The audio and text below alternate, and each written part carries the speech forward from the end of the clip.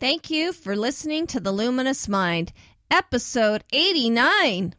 Just little habits that I think have brought big dividends is asking questions and trying to see beyond my own personal bias. Because when we ask questions, it helps our mind focus on that topic or that idea and helps us further that idea.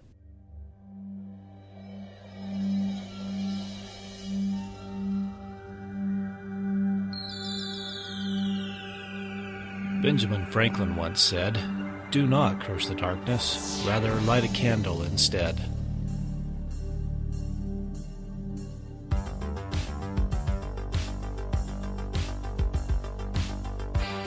If you're ready to set your mind on fire, then prepare yourself for the Luminous Mind with your host, Rebecca Bowman.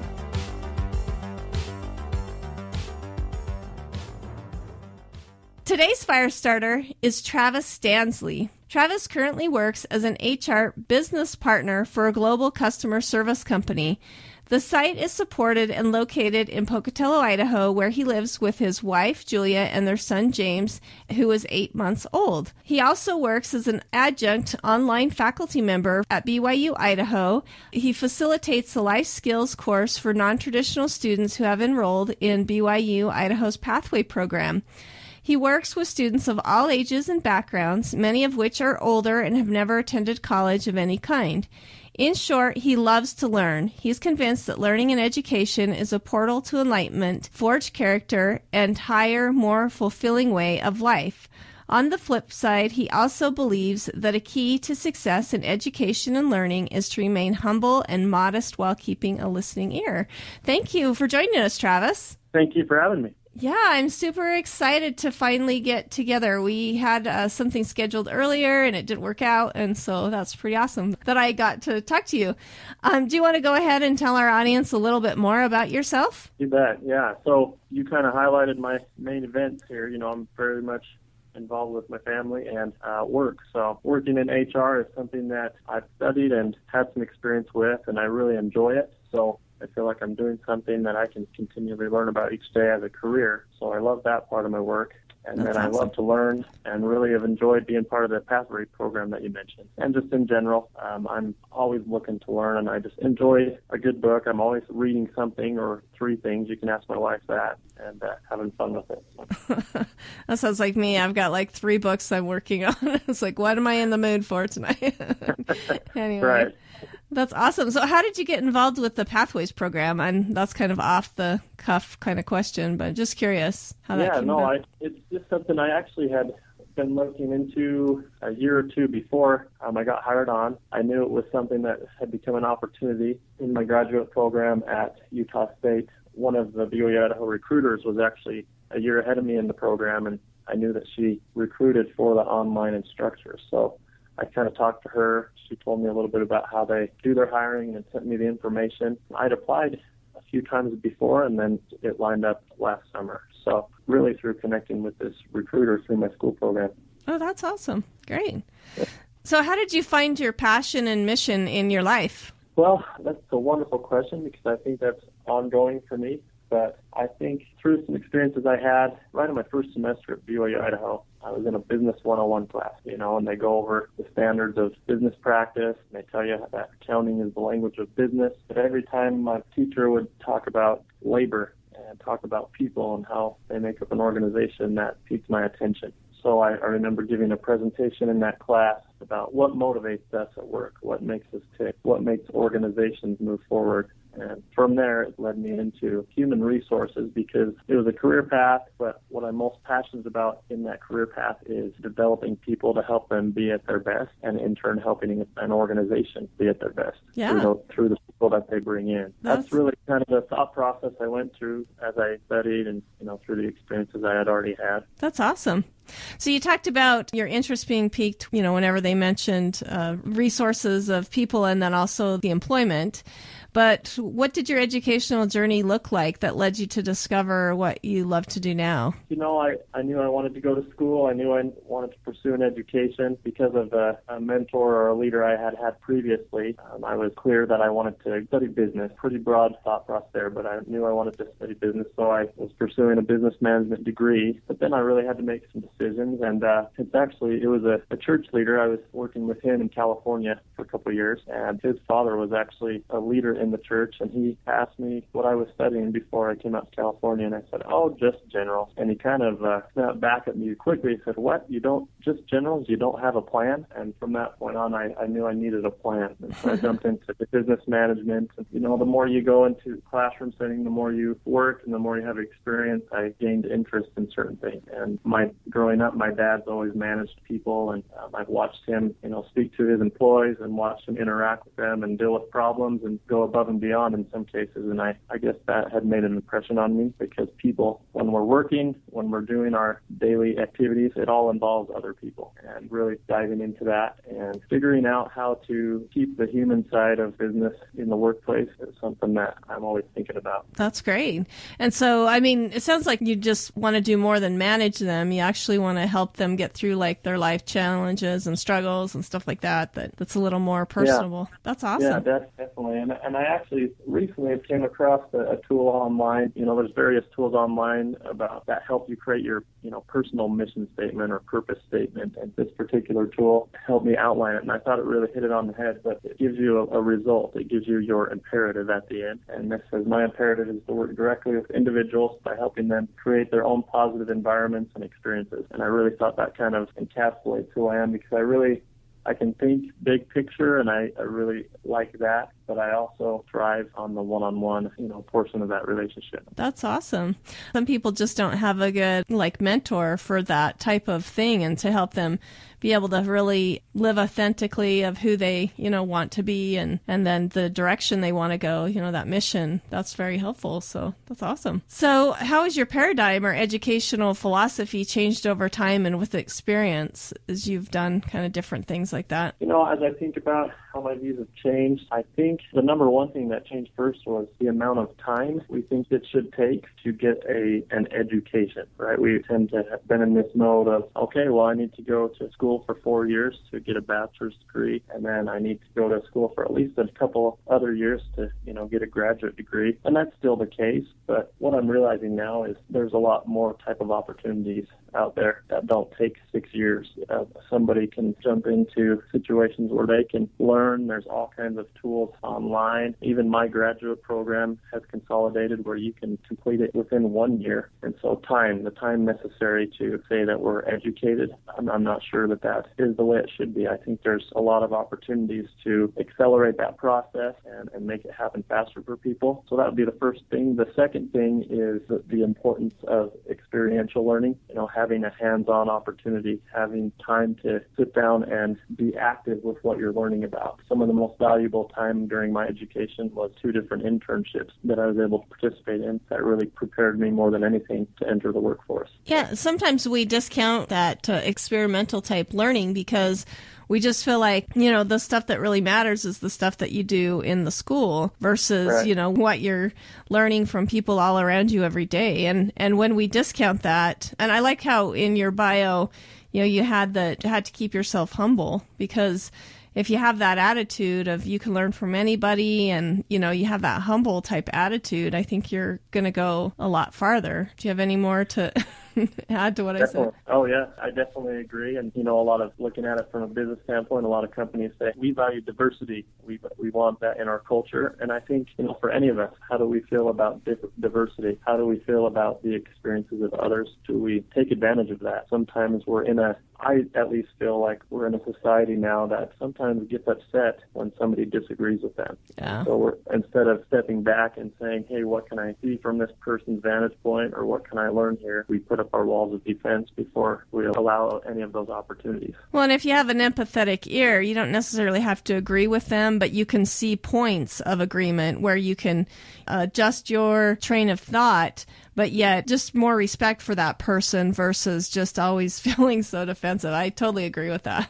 And what do you think the advantages is of shortening up the learning curve? You talked about how, we can take less time doing that. What are some advantages you see to shortening that up? Well, I think a lot of things. I think if you shorten it up, the costs might go down. Cost of education is something that is an issue. That stops a lot of people. That's a barrier. It really does. It really does. It's huge. Another thing would be staying relevant. A lot can change in 4 years if you're studying a field. And so, of course, making sure you're staying up to date in your studies. But if a program is shortened and more focused on what's actually going on out there, people can stay relevant in what they're learning and what skills that they're developing so that they can use that to their advantage. That's true. Yeah, sometimes when you start the 4-year process, by the time you're over, you've forgotten what the first 2 or even 3 years was even about. So I was going to add that not all bad. Sometimes having that longer time to study and engage some of your interest can help you establish your path. At the same time, it can kind of drag on. Yeah, well, and I think, too, it would be more conducive to family type time, especially if you have a family or if you have young children that need your support or providence. If you have 4 years, you may not pursue that education for one, and then for another, most people can't afford to take a 4-year sabbatical from any type of work. So. Right, I agree. Awesome. I agree. Oh, great. So what would you change about your education to help it be more supportive to your mission, do you think? Let's see. I think, of course, the sooner I knew what my specific goals were, the better that would have been. But I think the more networking and more speaking to those in my field of interest, the better. Like I said, I mentioned, a couple internships. Those were excellent, and I got a lot of contacts from that. I knew what I was trying to accomplish in going to school, but I would have leveraged tools, even tools like LinkedIn, a lot sooner. Yeah, maybe do the networking. Mm-hmm. Yeah, just getting involved with people in the field, asking them questions, following more of the content, asking more questions that were specific, zoning in on certain areas so that I could, more quickly become expert in certain things. Oh, that's great. It is pretty neat, though, that you have an online resource like that, especially if you're in college and then to be able to connect with the business type world. So that's awesome. Yeah, I think it's a good tool. I enjoy it. Yeah, I think that's how I met you. So. Right, I think so. How has your family supported your mission or your passion? Oh, they definitely have. All through my graduate program, it was an executive program that I did on the weekends. And so my wife, I left her alone on Friday nights and Saturday mornings so I could get schoolwork done and get that class time in. So it was a sacrifice on her part to kind of turn me over for the weekends for those couple of years. She's definitely supported me during that. And she's just expressed appreciation that I had that direction and had those goals in mind. She knows I had a focus and something I wanted to accomplish, and she's expressed how she appreciates that even since we first met. And I think that's a good takeaway for everybody, find out what direction you want to go and go for it and have some goals in mind because we grow along the way. Yeah, that is true. Great. So you talked about making a connection to get the Pathways program started, but why did you choose to teach alternative to the tradition? Well, my motivation behind joining the Pathway program was first for my appreciation for BYU-Idaho. They actually have a learning model up there that really has made an impact on me, and it's something that they share with the students and it acts as a framework for all of the students up there. And so I just saw this online opportunity as an opportunity to stay connected with the university and stay involved with that learning model because they're discovering things with that model and they're also discovering ways to make that model more accessible to more students. And so it was an opportunity to where I could stay with that cause. That's great. Do you want to kind of explain a little bit more about what the Pathways program is and then your role in that? Maybe students that you're trying to reach or any of that? Yeah, definitely. Really, it's in a nutshell, the Pathways program is a program that reaches out to non-traditional students, students that may have gone to some college and are older now and are coming back, or maybe people that have never gone to college and are wanting to pursue a degree. So what this does is it opens that door, it gets them exposure to some key classes. They take a core of classes through the Pathway program at a very low affordable cost, and that allows them down the line to pursue an associate degree or pursue a bachelor degree or further through BYU-Idaho. Example of a Pathway student close to home was my mom. She was involved with that last year. She's someone who never had the opportunity to attend college and knew that she wanted to develop herself and have that underneath her and have that background so that she could be more relevant in the workforce. So she joined the Pathway program last year, as a 51, 52-year-old person. That's awesome. Yeah. So is it a variety of different ages of students that you see, or mostly older? Yeah, it's really a variety. I have every age from 18 years old to older. I know there was people in their 70s in the classrooms and the teachers that I knew. So all age groups. It's international as well. One of my last courses had a student from New Zealand, of course, all over the United States. So it's mostly online then? They don't have to attend a class at all, right? No, yep, it's all online. So we have all of there's course content online. We facilitate discussion boards. We communicate one-on-one, with email, video link. There's also use of tools like Adobe Connect. It becomes like a virtual classroom at times. We have that available for interaction. It just enables all of those people to join in, and it's asynchronous, so time zones aren't an issue. People get on and do their assignments and do their work and respond to one another, whenever best works for them throughout the week. That is great. So how does a student go about applying for that? Do they have to go through the formal application, or is it something you can just take a class here and there and just quickly kind of get into those? Yeah, so it's kind of a package deal. You sign up through the Pathway website, and they sign you up for, I think it's a couple semesters. So you sign up for a year, which is 2 semesters, and there's 2 or 3 classes per semester that they take. So they start with the life skills course that I facilitate. There's a religion course, a math course, an English course, and I think 1 or 2 more type of courses that are very basic just to get them started. One element of that I did not mention is each Pathway location, each student has once a week has a meeting with a group of Pathway students in their area. So there is a interaction point where they interact with fellow Pathway students in a classroom setting. They each take turns leading a discussion or leading an assignment in that setting. It's Thursday nights, I believe, for an hour or 2, and that's part of their work. So there is a hybrid portion to the program itself. And is that mostly just to help with tutoring or to help with that, like, accountability, or is that completely and totally required in your class? It's actually required, but with the learning model, there's different steps to the process. So early on in the week, they'll prepare. So there's course content, which they prepare, and then the second part of it is teach one another. And so that's where the discussion boards come into play. And this once-a-week meeting, they'll teach one another. They'll have a discussion about the topic for the week, review each other's assignments, and have different activities like that. And then the last portion would be ponder and prove, or go back and reflect on that teach one another portion and kind of debrief what was learned and what was applied. So you do that as a whole group, but then also in their individual areas then? Uh-huh. Okay. Yep. So we do that in an online classroom, but they also have that 1 weeknight where they do that in a physical classroom with people in their geographic area. So you're talking about the student from New Zealand. Did they have to find somebody to join with them? Or, is that a possibility where kind of exempt that out? Like, okay, well, he doesn't have anybody around.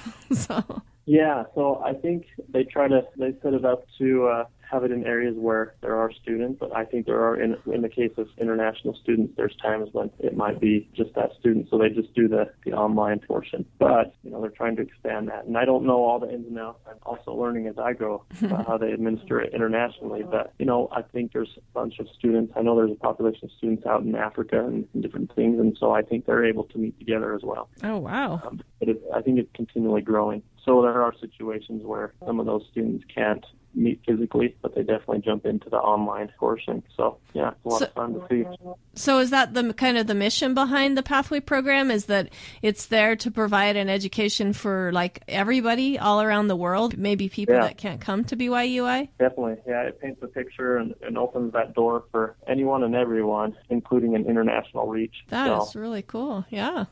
So what would you say the biggest obstacle you face is, and what have you learned from that obstacle? I think, so a couple things come to mind with that on a personal level. And as I've participated in this program, one of the challenges to learning and education is confidence. Having the confidence to know that, hey, I can actually learn, I can actually develop skills and become proficient in a career path or in a field. that is one of the things I see, especially from the pathway students that I interact with, especially the ones that have never gone to school or have gone to school years ago but are just coming back. They have to have the confidence that they can actually, open a book and write a response and communicate their ideas without feeling too bashful about it. How do you help students do that? Because sometimes that can take them years. It can even stop a student from even starting. Yeah. Well, and that's a great question, because the way the program is set up, it does a lot of that itself. So the teach one another portion of the learning model, it tends to pull people out of their comfort zone a little bit. Yeah. So I'll have a student that says, oh man, I don't know if I can lead a discussion, at our Thursday night meeting, or I don't feel comfortable sharing my thoughts on a discussion board with somebody, but they do. And what they see is, my fears or my reservations are similar to somebody else's, and I can relate with that. So by the end of a semester, I see a lot of gratitude and a lot of these students thanking one another for their ideas and for, helping each other along, kind of see that they can do this. They can pursue an education. It's not some big daunting thing that seems impossible for them anymore. That is pretty amazing. A great way to do it. And I'm sure when they have to get together on either a discussion board or face-to-face, that helps their retention of the learning. They really study it, and then kind of regurgitating back what they learned really helps them retain it. Have you seen that? Oh, exactly. Yeah, you hit it right on the head, because they're doing prep work, they're reading, they're preparing, but then they have to go and share it with each other and teach one another. And it's a whole different ballgame if you're, learning something and trying to understand something, if you have to teach someone else. It really solidifies the objective of the lesson. Before we go on, let us take a minute and hear about our sponsors. Ready to homeschool your children, but you have no idea where to start or how to do it? Already homeschooling, but you're running into problems, or maybe you just want to improve results. Are you an expert homeschooling parent looking for every possible angle for your children? The Homeschooler's Handbook, written by an award-winning teacher with over 40 years' experience at every level of education, has the tools and answers you're looking for. Use the link on the luminousmind.net podcast show notes page and buy your own copy of the Homeschooler's Handbook today.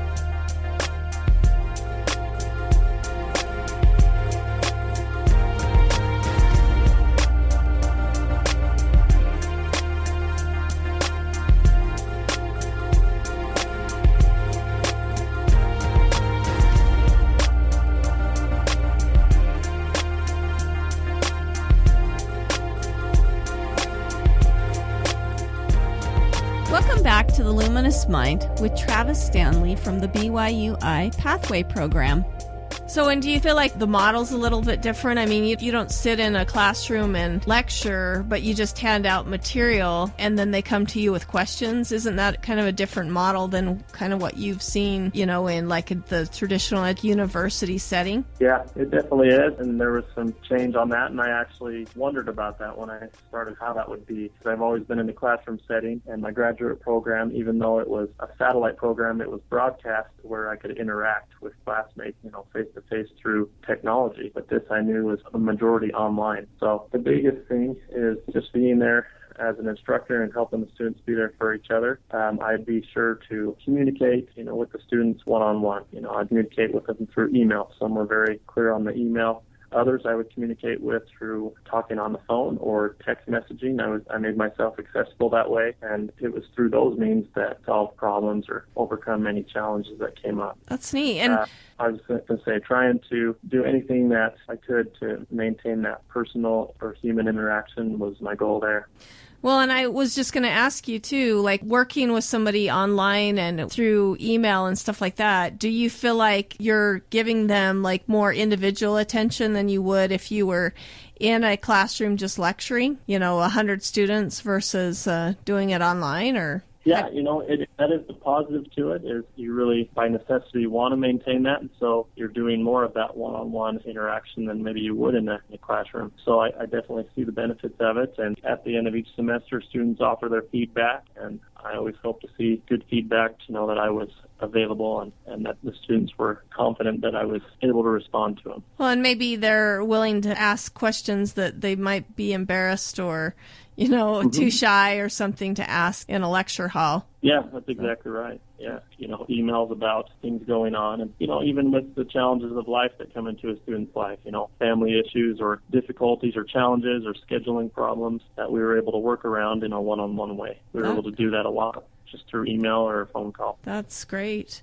So what successes have you seen with this program? How long has it been up, and then what are some of those successes? It's fairly new program. I first heard wind of it, about 4 or 5 years ago. So I know they've been doing it, but really been branching out this last couple of years. So I really know that it's provided an avenue that wasn't there before for people that just felt like, maybe I'm too old to go to school, or maybe I'm just irrelevant, or maybe it's just not for me. I missed my opportunity. I think that's the biggest thing it does, is it bridges that gap. Hence they call it pathways. Provide the pathway for people that maybe don't fit the mold of a college student, give them access to education. And so what I see, these non-traditional students coming into the pathway program, increasing their confidence, developing a skill, and finding a pathway that they want to take, and providing development that they need to advance their career or to seek better employment. I have had students that were unemployed during the time that they were in the pathway program, and education was in their midst to help them get back into the workforce.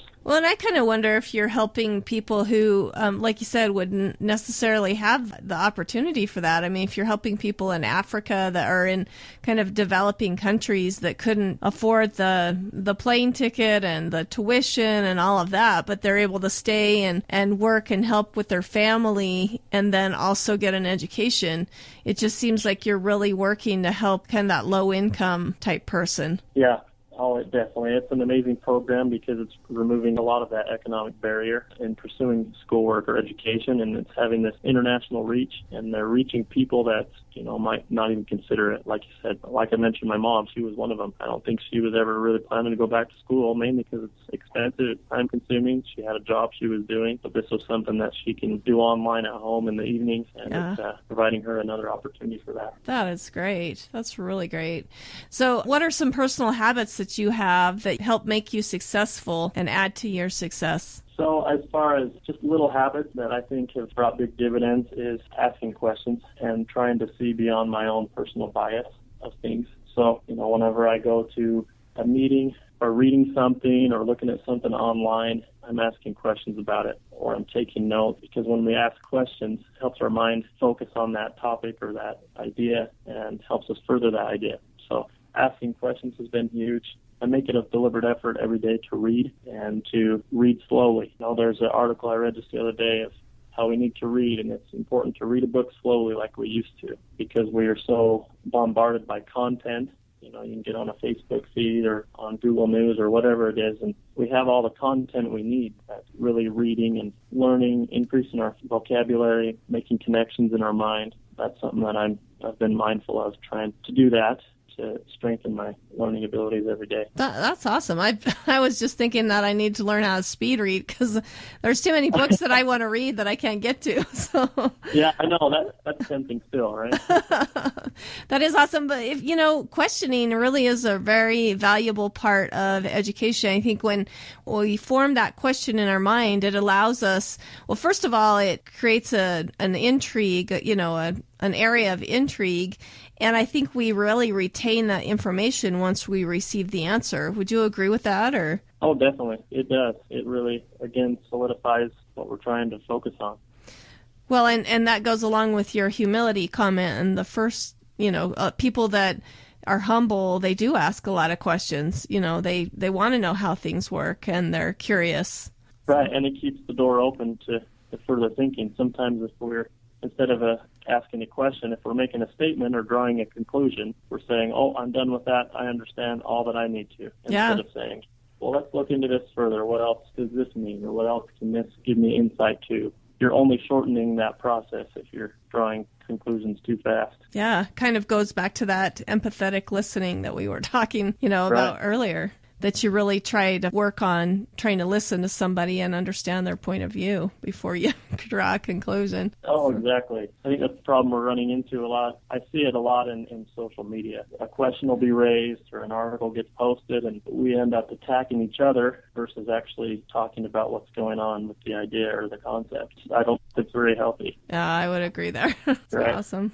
So what books have you read that you feel like have been most influential? If we're going to do our slow reading, what do you recommend doing? Yeah, so tracking back, just within the last 5 years, I've gotten into reading a lot more history books, and mainly those that are biography. And some people say, oh, that sounds so boring, but I've always been fascinated by people, and I've always been fascinated by the things that they've done to make themselves successful or to overcome challenges. One of the books I've read in the last few years is by Doris Kearns Goodwin called Team of Rivals, and it's a huge book, but it's a biography of Abraham Lincoln and the cabinet that he put together when he was elected president of the United States. His cabinet members were all opponents at one point to him. They were all running against each other, for the presidency, and instead of picking people that were like-minded, Abraham Lincoln saw the value of putting those opponents, putting those people that had different vantage points, right there in his pocket so he could work with them. It wasn't an easy read. It really focused on the character of each one of these individuals, and I think it took the author about 10 years to write it. So anything that somebody put that much time into, I feel could add a lot of value. That was one I read from the last few years, and then from there, other history authors I've really enjoyed. David McCullough is one of them that I'm reading right now. He just released a new book about the Wright brothers that I'm reading. So history, and then aside from the history books, any book in the social sciences is fascinating. Adam Grant wrote a book called Give and Take that I really enjoyed. His whole premise was, is it better to be a giver or a taker? And he has actual research and science behind his claim that givers in the end are more successful. They do better. They network better. They perform better in the workplace. They have better relationships because they're not concerned about doing things for themselves, but they're willing to give, and they reap the benefits of that. So anything that makes you consider is something that I usually go after. I've talked about with other guests before, like secondary greatness, and one of those things, if we really have the character to have that helpful attitude, we end up, a lot of us pursue the money and the power and the fame and, all of that. But if we really are more service and minded and more customer, where we really want to develop those relationships, all of that comes later because of the respect and admiration and friendships and stuff that you build along the way, that people really trust you. Yeah. Oh, exactly. And I sat in the seminar a couple of years ago with a former CEO of some big companies, and I can't recall his name now, but he stood in front of us and he says, he was pretty clear. He said, I actually prayed daily for God to get me out of business. He was pointing out how we have for so long now focused on the bottom line of business, the bottom line being everything, the profit margin, the revenue. He says we've lost sight of it. It's a service. It's a product. It's the customers that we're serving. It's the people that we're taking care of that, give us our work to do every day. That was his perspective. Here he is leading business organizations, not comfortable because there's too much focus on exactly what you said, too much focus on the money, on the greed, on the byproducts of what we're actually doing. Well, and really the best service that you get is the places you want to go back to those and spend more money, and, because you really feel like they care about you. So, And about the relationship. Yeah. Well, and I really love, like you said, where you have an interest in history. There's that famous quote of those who do not learn history are doomed to repeat it. And really, there's so much, a wealth of information that you can gain from listening to and learning about other people's mistakes, and then also how you can make better choices. And even sometimes bad examples end up working out as good mentors of what to avoid, or, those type of things. So. Oh, definitely. So earlier you talked about maybe mentors that you've had. Do you want to tell us a little bit more about the mentors that you had along the way that helped make a significant difference in your success? Yeah, definitely. There's so many, and I was just speaking with my wife the other day about the importance of reading, and I was wondering, well, where did I get my desire to read? And it came from my parents. I would get up for school in the morning, and my dad had already been up for an hour, and he's reading a book, and he'd already read the paper and he's reading the book and learning something. And I appreciate that because my dad is not an educated person. He didn't go to college, but he's always able to learn, and he's interested in things, and he reads, and he keeps himself fulfilled that way. My father-in-law, same example. One time he was out in the garage, and my wife said, "Dad, you're so skilled." He was fixing a lawnmower or something. He's very handy. She said, "You're so skilled, Dad." And he said, "Well, I started out in diapers just like you." And he, that really resonated with me because he was trying to tell my wife that, hey, I started out just like anybody else. We can all learn to do things. And so he's always been an example of initiative. And if he wants to learn about something, he's reading about it, or he's, looking up a video on YouTube or whatever it might be to learn to fix something. Close to home, I had parental figures that mentored me to be open and be able to learn. Another one, I had an instructor at BYU-Idaho really facilitate a wonderful class about helping us think critically and see past bias. We would discuss people in history and the things that they faced and some of the decisions they had to make. And then we also discussed contemporary social issues. And we'd role play and we'd talk about scenarios. And it really helped me try to understand how I was thinking or how we all see things differently. And that's okay. A good example of that, we looked into who was the president who decided to drop the bomb on Japan. Truman or, I don't know. That's not horrible. We discussed that because that's not a decision that anybody wants to make every day. No. And really helps me understand that sometimes decisions aren't cut and dry. You have to analyze them. You have to focus on what you need and what's most important and then go from there. So that was a great experience, that course, that one semester. Helped me see through that. And then I talked about this church leader I had in California. He's a business professor himself, highly educated. He's taught business strategy for many years and also consulted with a lot of big companies. From him, I appreciate the most how he's taken his business knowledge and all of his acumen that he's obtained over the years to really benefit individuals. He really had a way of bringing out the best in people and encouraging them through kindness and gratitude and just overall enthusiasm, no matter what, they were facing. Yeah. Sounds like they've really inspired the learning side of you. Yeah. Oh, and that brings me to one more similar leader. He's a person that rather than sleep, he gets up early and goes to bed late so that he can read. He reads and he encourages us to lead. And he says, hey, if you read 2 leadership books every month, imagine who you could be in 5 years. Yeah. That's 60 books on leadership in 5 years. That definitely should help you make an impact. He was another person that's really impacted my passion for learning and taking ownership of my learning. Yeah. One of my favorite quotes is by somebody who says, the only difference between you, yourself now and a year from now is the people you meet and the books that you read. And that's really true. If you don't make any effort to network with incredible people and then read books, there's not going to be much difference between you now and a year from now. Right.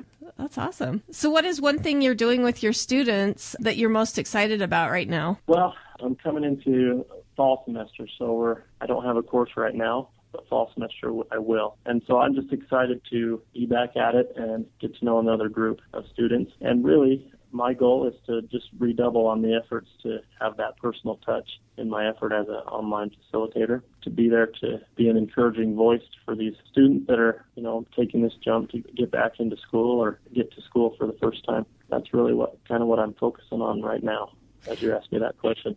Well, and do you really think, where you're not like a traditional professor being full-time employed by the school, don't you think that you kind of have a little bit more of a real grasp on reality versus, I'm not saying that professors that are employed full-time don't have a real grasp, but, you're out working and stuff in a different field all the time. Don't you think that helps you be able to teach things that seem a little more relevant, I guess? Oh, definitely. And I appreciate you saying that because I think one thing that I have focused on lately, too, is helping people connect what they're passionate about into what they're currently doing. So, in my role in human resources, for example, if I can help an employee right now be better with their customer service skills, but also connect those skills to what they want to do, that all of a sudden brings a lot more meaning to their job, right? Yeah. And same thing as an instructor. If I can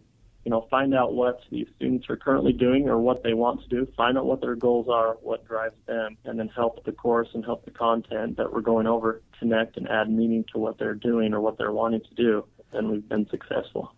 Yeah, well, and I think doing that, it helps them. I mean, I see so many college students when they get done, they kind of flounder. They don't really know, like, okay, what direction do I go? But you're really putting it at a place where they're using the resources and skills that they have around them to connect and to use that education more so than some of those college students that just get out. They're like, what do I do with this? How do I make this relevant for now?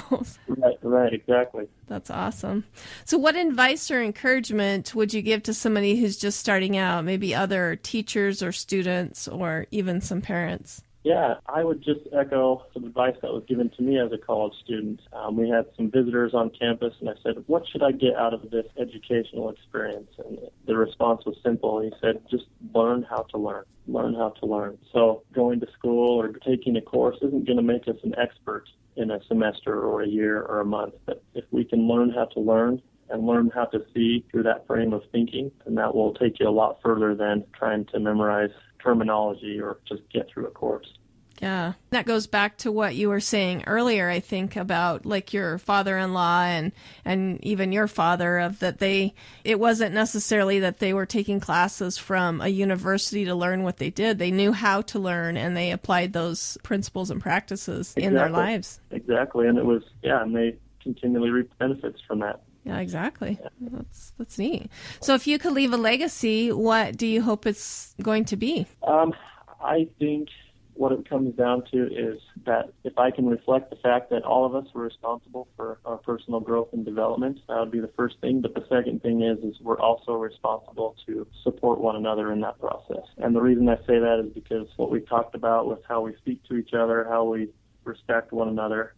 If we realize that we're all here at different water levels, so to speak, if we're all here knowing that, hey, I understand something, you understand something as well, let's see if we can put that together and increase our meaning together. That's something that I would hope to reflect. That is great. Yeah. I think that's one way our world is struggling right now, is we're not there to help each other and to lift each other and some of those things. And it does make a difference when you have a good support system around you, like with your online class, doing the Blackboard type thing, but then also having that community sometimes can help us. Yeah, it's huge. Help us succeed. So is there any final parting words of advice or a favorite quote that you'd like to share? And then if you want to give us your contact information, please go ahead and do so. Sure. A favorite quote of mine I ran into a few years ago, and somebody quoted it in a speech, and I don't know the source, but it says, education is not so much the filling of a bucket as it is the lighting of a fire.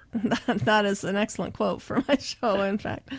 Yeah, awesome. And I've always appreciated that because, education is, for me, a lifelong thing, and it doesn't mean that I go to school or I get a certificate for it, but it's finding how I can best contribute, finding talents, developing skills, and using that to benefit the lives of other people and hopefully light a fire somewhere within somebody else. That is great. That's great. And do you want to give us your contact information? Or? Sure. Yeah, feel free to contact me. My email address is travisdavidstanley@gmail.com. Great. And phone number 208-705-0867. Great.